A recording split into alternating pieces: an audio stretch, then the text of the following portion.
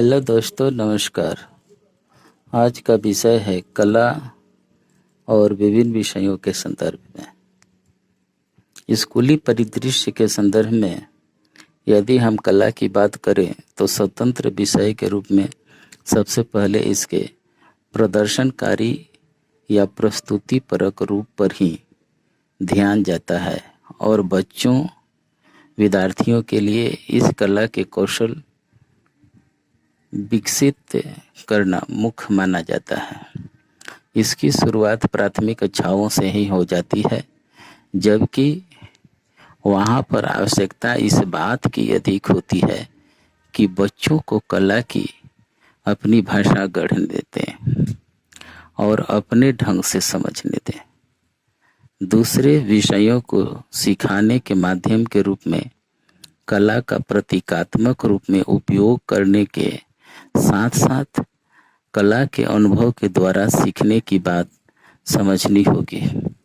स्कूलों में कला की उपयोगिता को हम प्रायः 3 तरह से समझने का प्रयास कर सकते हैं। पहला है स्वतंत्र विषय के रूप में, दूसरा है अन्य स्कूली विषयों को सीखने के माध्यम के रूप में, और तीसरा है जीवन कौशल विकसित करने के अवसर के रूप में। यह पाठ्यचर्या की रूपरेखा 2005 ने स्कूलों में कलाओं के महत्व को बखूबी रेखांकित किया है। उसी परिप्रेक्ष्य में प्रस्तुत स्वाध्याय सामग्री को प्रस्तुत करने की कोशिश की जा रही है। प्रशिक्षु कला के महत्व को समझें, सीखने सिखाने में उनकी संभावनाओं से परिचित हों और इस माध्यम से अपने स्कूल को सीखने की, सृजन की, अभिव्यक्ति की लोकतांत्रिक और रोमांचक जगह के रूप में विकसित कर सके।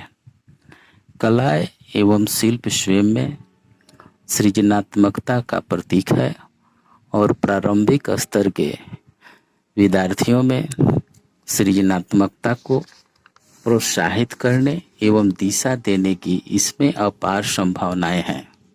साथ ही कला एवं शिल्प का प्रयोग इस स्तर के अन्य विषयों यथा भाषा, गणित, पर्यावरण अध्ययन आदि में भी किया जा सकता है, जिसके माध्यम से इन विषयों को और रोचक बनाया जा सकता है। हम सभी कला एवं शिल्प की वस्तुओं के प्रति स्वाभाविक रूप से आकर्षित होते हैं। बच्चों में तो यह गुण और स्वाभाविक होता है। वे स्वयं ही अपनी कल्पनाओं के आधार पर विभिन्न आकृतियों को, कलाकृतियों को गढ़ते रहते हैं। विद्यालय एवं अपने समुदाय में होने वाले विभिन्न आयोजनों व उत्सवों में भी कलाओं का विशेष स्थान होता है। इन संदर्भों को यदि हम विद्यालय के सीखने सिखाने की प्रक्रिया से जोड़ दें तो विद्यालय पाठ्यचर्या में बाल केंद्रित अधिगम एवं संदर्भगत अधिगम की संकल्पनाओं का समावेश स्वतः ही हो जाएगा। प्रत्येक क्षेत्र एवं संस्कृति की अपनी वस्तुएं, कला और प्रतिभाएं होती है। अलग अलग क्षेत्रों एवं संस्कृतियों से आए विद्यार्थी स्वयं के अनुभवों से कला को जोड़कर दर्शा सकते हैं। इस प्रकार न सिर्फ विविध कलाओं और कौशलों का आदान प्रदान होता है, बल्कि विविध संस्कृतियों और समुदायों के प्रति ज्ञान व संवेदनशीलता भी बढ़ेगी। आगे चलकर इन्हीं विद्यार्थियों में से कई अपने रोजगार के लिए किसी विशेष कला को चुन सकते हैं। कला एवं शिल्प को विद्यालयी पाठ्यचर्या का सक्रिय अंग बनाने से बच्चों में होने वाले विकास के संदर्भ में राष्ट्रीय फोकस समूह के आधार पत्र हस्तशिल्पों की धरोहर में निम्नलिखित कौशलों का उल्लेख किया गया है। पहला है विद्यार्थियों को उनके पर्यावरण के साथ संबंधों की सराहना एवं एक दूसरे के प्रति परस्पर निर्भरता का कौशल। दूसरा है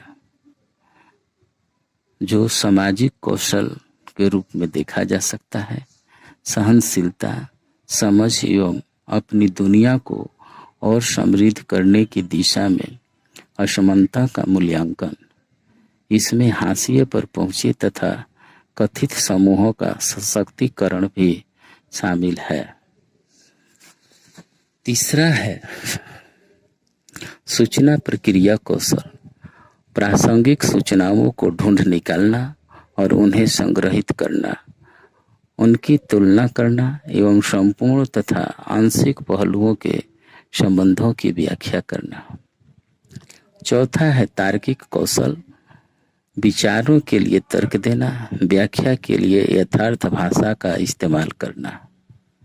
पांचवा है पूछताछ कौशल,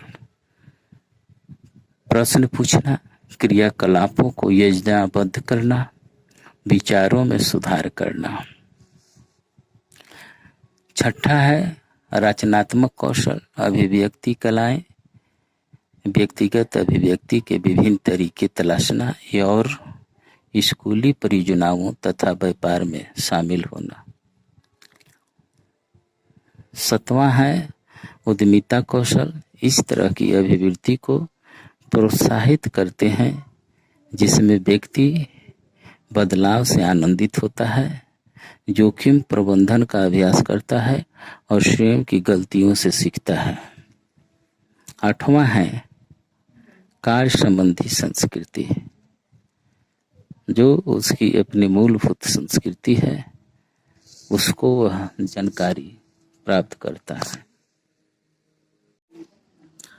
दोस्तों, आपको ये वीडियो कैसा लगा हमें कमेंट जरूर करें, और अगर अच्छा लगा तो आप इसे लाइक और चैनल को सब्सक्राइब जरूर करें, ताकि हम कोई भी वीडियो बनाएं तो सबसे पहले यह आप तक पहुंचे। धन्यवाद।